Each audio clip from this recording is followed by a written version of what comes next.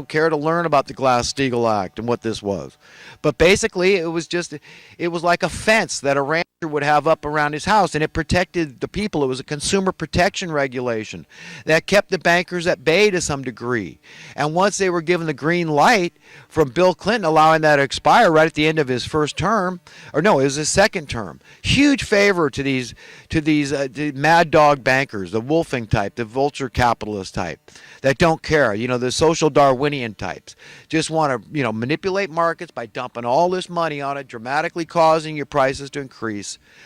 So, you've got to know what's going on here and how it happened and how serious it is, because once these problems are engraved in stone, etched in stone, allegorically, metaphorically speaking, it's like pulling teeth to ever extricate ourselves, because then people's jobs are at stake. You understand how many people are employed in the social welfare industry? It's an industry now. Like Eisenhower warned about the military industry because it's a business. Now I'm warning you about the welfare industrial complex. I'm warning you about the crime industrial complex. I'm warning you about the debt industrial complex.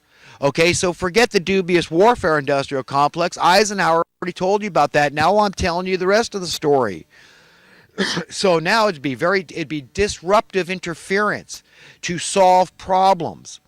So if you had sound money, if the Federal Reserve was kept on a leash, okay, and made to heal by we the people through checks and balances and oversight, and we started seeing the trajectory of your currency going up in worth, the standard of living kept growing, these people are going to be very miserable. They're going to be very scared.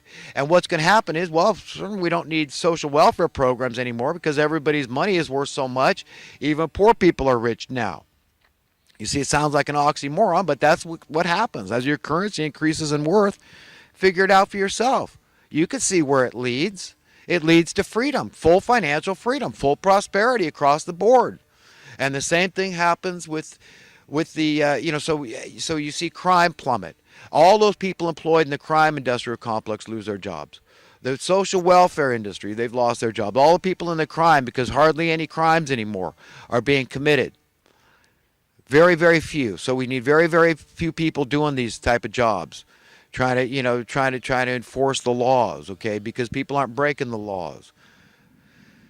The dubious war, you're not going to be able to get these things started. The debt, now who goes in debt when you're prosperous? It doesn't make any sense. You see, so these people couldn't get away with their crimes, what they're doing. This man of lawlessness, as the Bible predicted, are being exposed. They wouldn't be able to get away with their crimes. So of course, the things that I'm preaching are the antithesis of what they want. I'm anti-satanic, okay? I want humanity to be free. I don't want us to be on Satan's leash and under his thumb. And all these people that are representatives of him, witting and not, okay, by doing what they're doing and continue to run roughshod over humanity, reducing our standard of living, ensuring that the crime keeps going on through the poverty and all these problems, the dubious war and the debt and all these things just continue on and on and on. So I have to do a lot of letting go, because my whole life, if people said, hey, suddenly the economy will turn around, I wouldn't even believe it. I'd say, what, does that mean Jesus returned? That's what I'd think. It would blow my mind so much to actually see we the people have control over the money printing presses, to be the checks and balances over it, ensuring that our standard of living was going to keep rising and our currency would keep going up in worth, increasing in worth until we were free, until we just used it as a means to an end to be completely free. Nobody cares. You've got $100 and suddenly it's worth $1 billion. You understand how this thing could work and why they're opposed to it, why they're opposed to losing power, but it has to happen. But this is why I do my acceptance and my letting go, is just in understanding that Jesus Christ is going to be faithful and true, and he's going to do what he said he's going to do, and he will return at the appointed time. However far out and fantastical that may sound to people, what is written has always come to pass. All Scripture eventually is fulfilled in God's timetable, and it's happening now. But we're running out of time in this old age, so it's running dry. So if you've got anything on your bucket list, so to speak, then you know what, maybe you should do it, okay? But I'm telling you, things are wrapping up pretty quickly here, and we're all going to just find out what's what. I mean, the chips are going to fall where they may. Just pray in this presidential election that God's will is done. I think Trump is still, what's going to hurt him the most is not confronting the business interests, okay, of which I don't have any interest in the business interest. None. None, okay? I don't have any interest in immigrants coming in here, but understand if he knows the forces that do, like the Chamber of Communists out there, okay? They know all the people that benefit from a higher population because these people have needs, all the consumer goods that are being sold. So Donald Trump's got to, he's got to confront this thing, and he's got to comfort these people and tell them, assuage their, allay their fears about what he's going to do and how he's going to, get control of the currency. Don't worry because, your currency is going to go up in worth and this is how I'm going to do it. He's not explaining that. The business community is very important for him to get their support. Okay, these are very powerful interests. And remember, Hillary's the establishment candidate. He's anti-establishment, but the least he can do is at least acknowledge the concerns of the business community. I just want to see a guy like him because I do believe that Donald Trump is an egalitarian. That's why I trust him. I believe he believes in prosperity and he doesn't mind sharing it. Of course, you can see obviously he believes in prosperity. He's a very wealthy man. But I believe that he's an egalitarian like JFK. I think he's probably one of the closest things we've had to JFK. I liked Ron Paul a lot because he understood sound money. Ron Paul was very radical. Donald Trump's very radical. The establishment hated both men. I don't know why they accept Donald Trump more. Maybe because he's more plugged in, Maybe they look up to him because he's a rich guy. I never had any particular affinity for the man. I mean, to me, he was a glorified landlord. Hey, so what? The guy's a billionaire. Big deal. Anybody can do that, I just don't care, okay? But at least I feel about Donald Trump that he wasn't like Warren Buffett. He's out there making money off the poor through these giant mobile home parks, whatever he's into. Okay, he's and just soaking these people. Donald Trump is getting it from people that were already rich. I mean, you got to be pretty rich to live in one of Trump's towers, I guess. So he was getting his money from the rich people. So that's a little bit of saving grace for his past capitalist, business, I guess. But, if I didn't believe that he was a righteous dude, that he really did care about America, and he knew the best thing that we could do for other countries was to get our own act together. I mean, why are we all up in other people's grill around the world telling them how to run their lives when our own lives are going down the tubes? Okay, and just saying, oh, well, the answer is bring more people in. We need more workers, and, you're not compassionate because you're not, don't care about these war refugees and all this, when these same people that are telling me that I'm not compassionate are the ones that created the refugee problem. They create the wars, all these issues. They want Mexico poor. They love it. This oligarchy and the establishmentarians here in America, this New World Order cabal, all these type of people, they're working together. They love this enormous, immense pool of hungry, desperate people south of the border. That helps keep our people in line. Don't get cocky. You want to get here? We'll show you. We're going to open our borders. We're going to let everybody in. We're going to, reduce your wages or make it harder and harder for you to ever have anything. We're going to put more demand on the economy. That's what so many see. Donald Trump needs to admit that. He needs to admit that this has been a way to prop up a failed economy by bringing in all these immigrants, because they do put a demand on housing. They do put a demand on food. A very unnatural, deliberate demand. And this is how they've been propping up the economy. So if you did do any kind of mass deportation, you would see a mini depression, and that would be caused by that deportation. Forget the wages. Americans work for low wages too. Okay? We always have. I mean, look at your history. I've worked for low wages.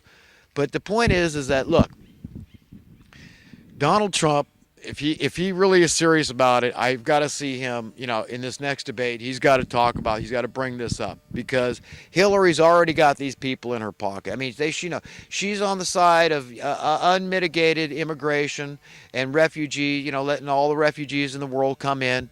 Okay, so we already know where she's coming from.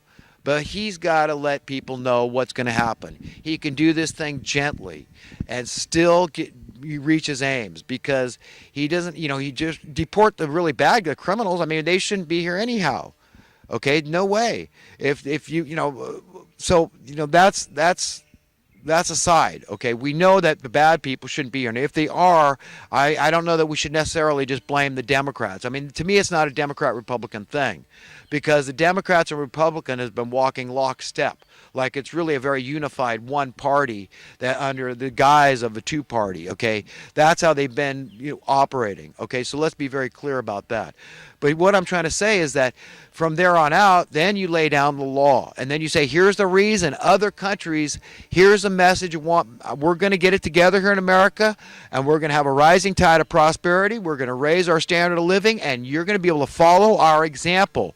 We're going to teach you by example, the best way we could ever teach another nation how to do this thing. But we've got to get control of the Federal Reserve. We've got to get control over the issuance of currency. We've got to get control over the debt. We've got to pay this back. We've got to get in the black. Okay? We got to get free.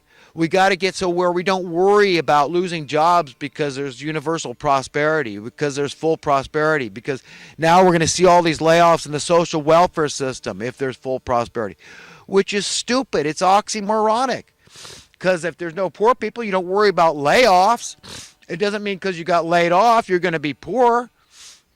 Okay? That's what we got to get. We got to understand that, who's to tell you this isn't your planet too? If God owns it and God owns you, you have a right to share. You are entitled to share in the wealth. If you're willing to serve, and maybe you're handicapped or disabled and you can't serve, whatever it is, you're God's child. Your needs should be taken care of. All of us are needy.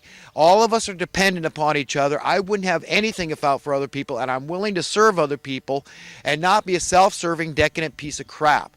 And we've all got to say that to ourselves and understand this whole thing is going to work.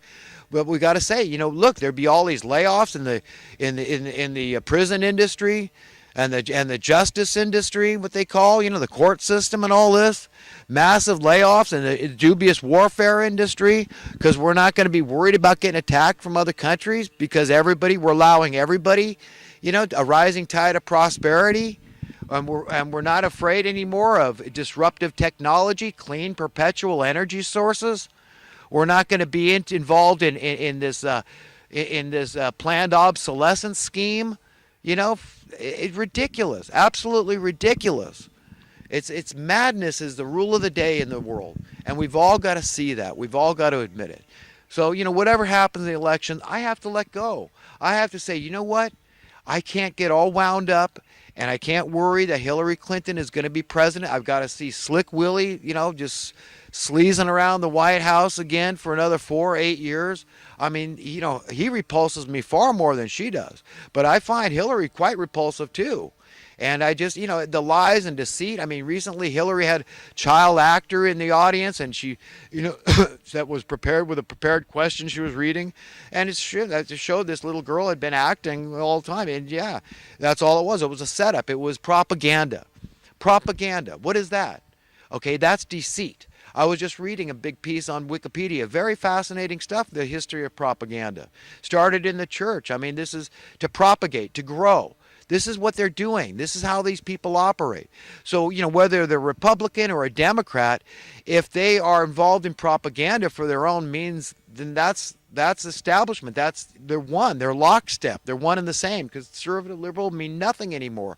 Democrat, Republican means nothing anymore. Socialist or capitalist means nothing anymore. All these people are working together. They're part of this Hydra monolithic monopoly that is comprised of all these colluding special interest groups. So the incentive and the motive is clear. They have an ulterior motive. That ulterior motive is to say it in control and power. But I still, and you need to, all of us need to help each other to let it go. Take a deep breath and say, let God's will be done on earth as it is in heaven, because I know it's going to be anyhow. I've got to let it go. I've got to be at peace. I've got to be a loving person. I've got to be a nice guy. I got to go out there and just try to win friends. I got to forget the small stuff, the temporal stuff, and I've got to think about the big issue, about an eternity, about souls, winning souls for God to be his friend. It's not hard. This idea that, religion, oh, you're a religious guy and God is, 10 commandments and a harsh task. It's baloney. No, I see God to me is like Jesus, a loving, compassionate, warm, comforting, encouraging God that just wants the best for all of us, wants us filled with joy and peace and wonderment and safety and security and prosperity and freedom.